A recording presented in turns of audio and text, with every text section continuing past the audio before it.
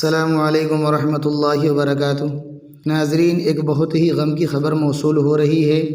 جی ہاں دوستو، یہ خبر بڑے ہی غم اور افسوس کی ہے کہ عالم اسلام کی مشہور و معروف شخصیت، تصوف کے عظیم رہنما حضرت مولانا پیر ذوالفقار احمد نقشبندی رحمۃ اللہ علیہ کا انتقال ہو گیا ہے۔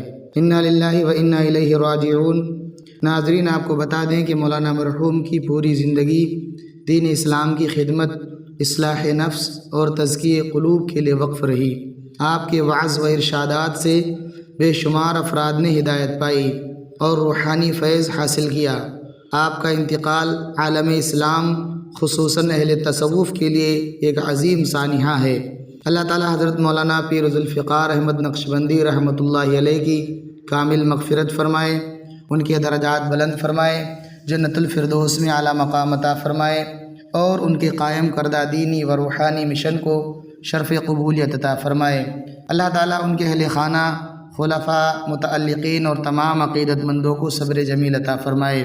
دوستو، ایک اور غم کی خبر موصول ہو رہی ہے کہ جامعہ رحمانی منگیر کے نہایت قابل احترام و باکمال استاد حضرت مفتی اعجاز احمد قاسمی صاحب رحمۃ اللہ علیہ کا بھی انتقال ہو گیا ہے۔ انا للہ و انا الیہ راجعون۔ بتایا جا رہا ہے کہ آپ دیوبند میں ایک سیمینار میں شرکت کے لیے گئے تھے۔ واپسی کے سفر میں دہلی کے قریب ایک المناک سڑک حادثے میں جاں بحق ہو گئے۔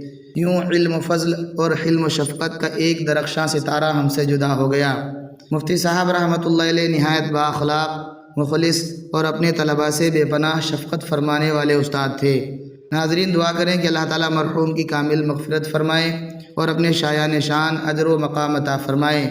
اللہ تعالیٰ پسماندگان و متعلقین کو صبر جمیل عطا فرمائے۔ ناظرین، ان دونوں خبروں کے تعلق سے کمنٹ باکس میں ایک دعائیہ کلمہ ضرور لکھیں۔